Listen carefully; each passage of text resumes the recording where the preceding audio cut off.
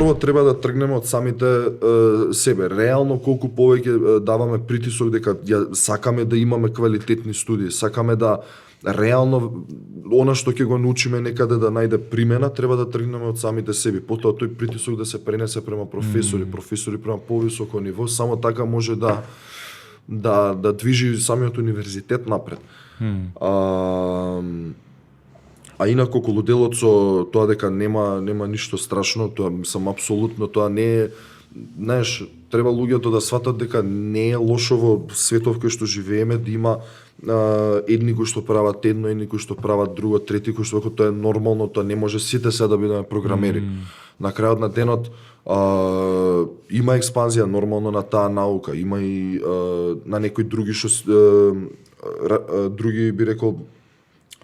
поднауки кои што се влечат благодарение на IT индустријата, али на крајот на денот мора да се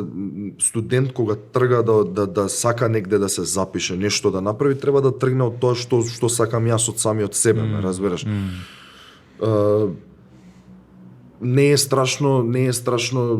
студент на 18-19 години и да почне пример една година, потоа да се откаже, тоа не треба он да го свати како некој пораз, јас сум се откажал, него само едно искуство од кое што понатаму тоа е целиот момент, не треба толку да се зимаат работите при душа, него напротив тоа е нека моја филозофија, се е за искуство.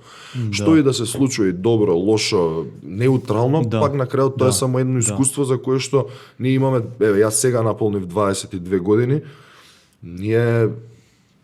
да ги направиме најдобро е до 25 години сите грешки што можеш да ги направи,